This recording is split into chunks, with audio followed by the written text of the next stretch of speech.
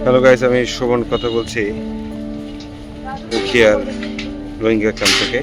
আমি এখন দাঁড়িয়ে রয়েছি তুর্কিশ হসপিটাল। এখানে ম্যাক্সিমাম ডক্টর তুর্কি থেকে আসে। দেখতে পাচ্ছেন এটি রোহিঙ্গা ক্যাম্প এবং সাথেই রয়েছে হসপিটাল। এখানে হাইফার হসপিটাল, তুর্কিশ হসপিটাল, বিভিন্ন দেশের বিভিন্ন ধরনের হসপিটাল রয়েছে। আপনাদেরকে আজকে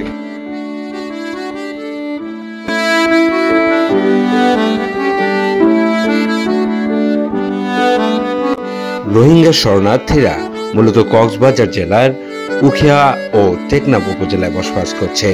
আজকে আমার গন্তব্য উখিয়া উপজেলার বালুখালী রোহিঙ্গা ক্যাম্প 9 নম্বরে।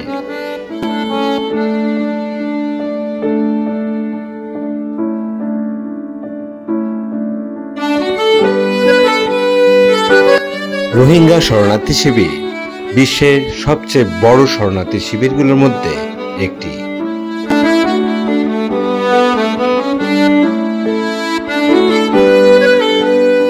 জাতিসংঘের তথ্য অনুযায়ী 2023 সালের হিসেবে বাংলাদেশে 9 লাখের বেশি রোহিঙ্গা বসবাস করছে।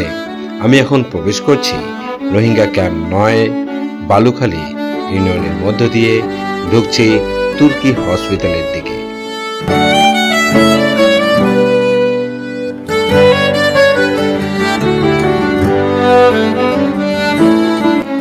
পথে যেতে যেতে মনে হবে আপনি মনে হয় একটি অন্য রাষ্ট্রে চলে এসেছেন, কারণ লোকজনগুলো দেখে মনে হতেই পারে আপনি আফগানিস্তানে কোন একটি জায়গায় রয়েছেন।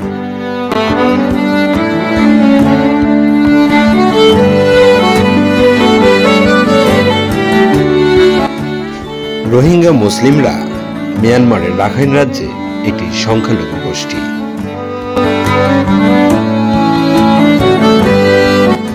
জাতিসংঘের শরণার্থী সংস্থা UNHCR এবং বিশ্ব খাদ্য কর্মসূচি WFP সহ অন্যান্য সংস্থা খাদ্য, স্বাস্থ্যসেবা এবং শিক্ষা খাতে বিভিন্ন সহায়তা দিয়ে আসছে।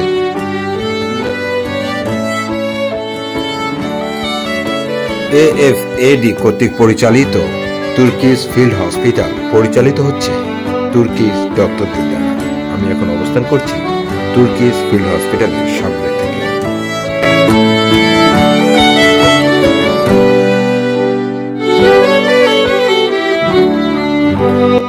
পথে যেতে যেতে আপনারা যাকেই দেখছেন সবগুলোই কিন্তু রোহিঙ্গা মুসলিমরা, সেই রাখাইন রাজ্য থেকে আগত শরণার্থী। এখানে ঢোকার প্রবেশ পথেই চেকপোস্টেই আপনাদেরকে পরিচয় দিতে হবে আপনি কেন এখানে প্রবেশ করছেন। আর এখানে প্রবেশ করলে এখানে সম্পূর্ণ অনুমতি ছাড়া ভিডিও এবং ফটো তোলা নিষেধ, কিন্তু আমি খুব সাবধানতার সাথে ভিডিওটি করেছি কোনো রকম অনুমতি ছাড়াই।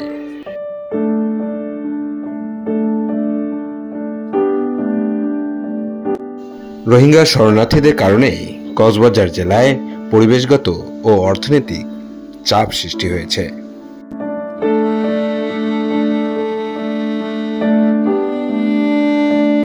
রোহিঙ্গা শরণার্থীর কারণে বনাঞ্চল ধ্বংস, জলবায়ুগত পরিবর্তনের ঝুঁকি এবং স্থানীয় জনগণের সাথে সংঘাতের সৃষ্টি হচ্ছে।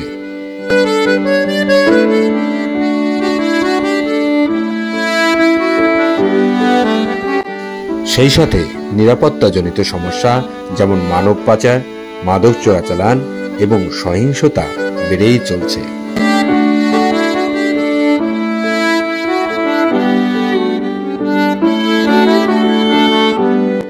বাংলাদেশ ও মিয়ানমারের মধ্যে রোহিঙ্গাদের ফেরত পাঠানোর বিষয়ে আলোচনা হয়েছে, কিন্তু মিয়ানমারের অভ্যন্তরীণ পরিস্থিতির কারণে এটি বাস্তবায়িত হয়নি।